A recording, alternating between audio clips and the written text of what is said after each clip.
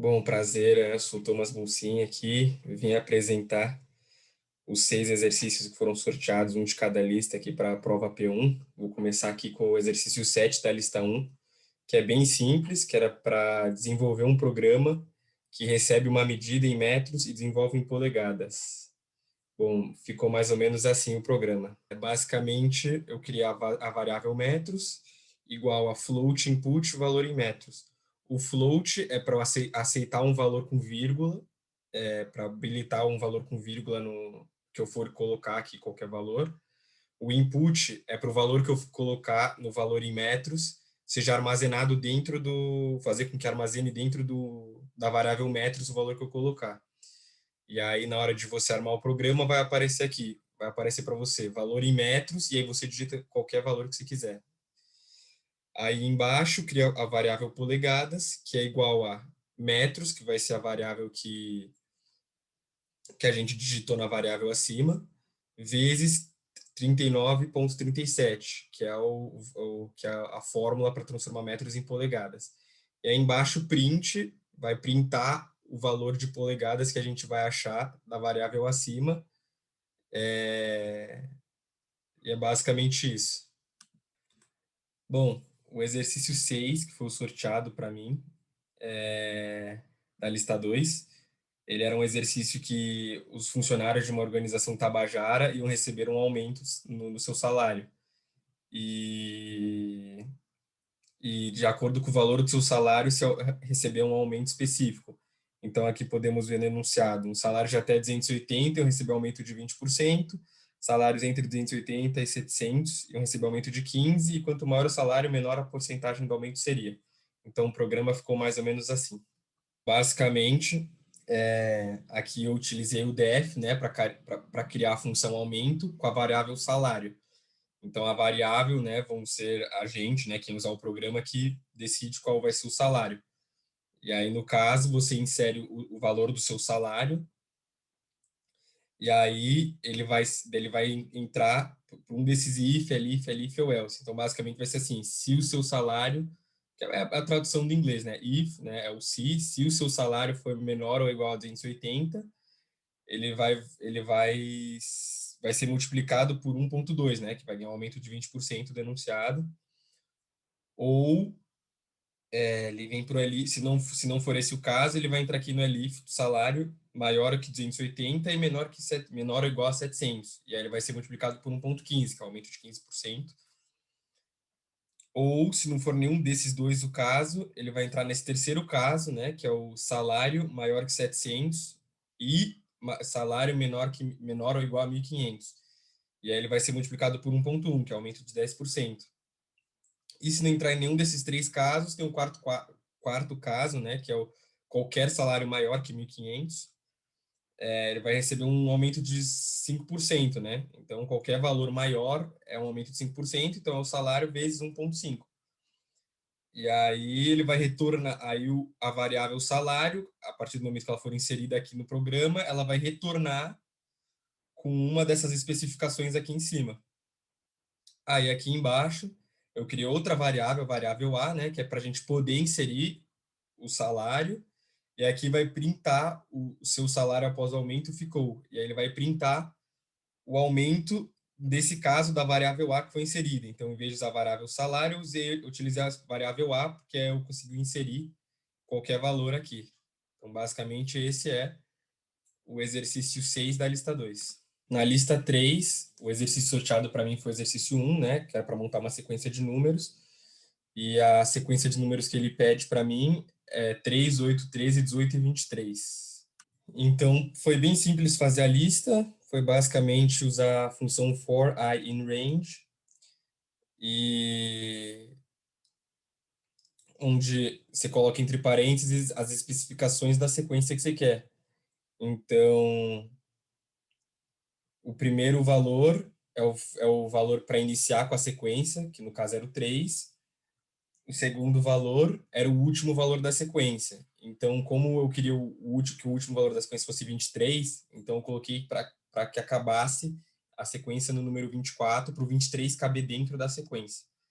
E 5 é o valor de espaço entre um número ao outro. Então, como a sequência era 3, 8, 13, e assim por diante, até chegar no 23, são os passos de 5 números, de 5 números entre cada número. Então, do 3 ao 8 é 5, do 8 ao 13 é 5 também, e assim por diante. Aqui embaixo, print y, e que ele ia printar, que ele printou todos os valores da sequência que foi pedida. Bem simples. A lista 4, exercício 10, que era o exercício de eleição, eu precisava criar um programa que criasse um contador de votos, né, para os candidatos da eleição, e ao final, né, da contagem de votos, mostrasse quanto cada candidato recebeu, quantos votos nulos foram e quantos votos em branco foram também. E no programa também, ao final da votação, eu tinha que criar uma variável que encerrasse a votação. Então, o programa foi mais ou menos assim. Eu criei um contador para contar a quantidade de votos total e criei umas variáveis para contar o voto de cada candidato, né? Aí o que acontece é o seguinte: primeiro, eu pergunto o input em quem deseja votar, e aí a pessoa coloca o número de 1 a 4, né, dos candidatos, ou no caso de voto nulo, 9, de caso de voto em branco, 0, que representa cada candidato a opção de voto. E aí embaixo coloquei a função while, né, o voto for diferente de -1. Então, basicamente, enquanto não houver o voto -1, a votação continua até receber o voto -1. E aí, quando receber o voto -1, a votação se encerra. E como a função ficou muito grande aqui, eu vou mostrar a segunda parte da função aqui. Essa segunda parte mostra que após o voto -1, né, a votação se encerra e vai mostrar um print no programa de quantos votos cada pessoa recebeu, cada candidato recebeu, e a porcentagem também de votos nulos e branco. E o programa é basicamente isso, né? Você vota, e aí cada ciclo que passa, a votação, a porcentagem de votos aumentando para cada candidato de acordo com os votos recebidos. E aí, quando chega o voto -1, que era para ser X no enunciado, mas eu acabei colocando -1 sem querer, os ciclos se encerram, né? E aí mostra o print de tudo, como foi a porcentagem que cada candidato recebeu, votos brancos e nulos também recebeu.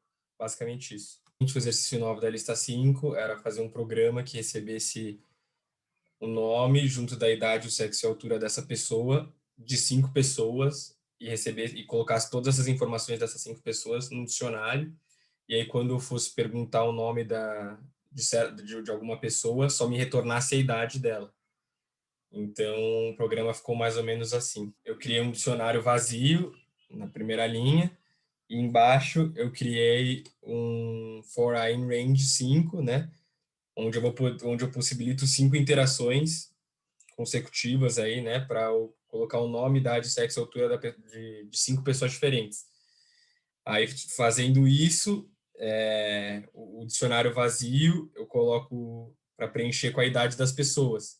Então, eu guardo no dicionário a idade das pessoas de acordo com o nome de cada um. E aí, embaixo, eu crio o input para você receber o nome da pessoa que você quer saber, de uma das 5 acima. E a partir desse nome, vai ser associado à idade dela e vai retornar a idade dela, que era o que o exercício pedia. Exercício 12 da lista 6. Ele basicamente passa no enunciado para a gente como que é a coloração de cada pixel, que nada mais é que uma matriz de 3 dimensões. E ele passa para a gente uma bandeira do Brasil com o círculo azul, veio numa cor preta.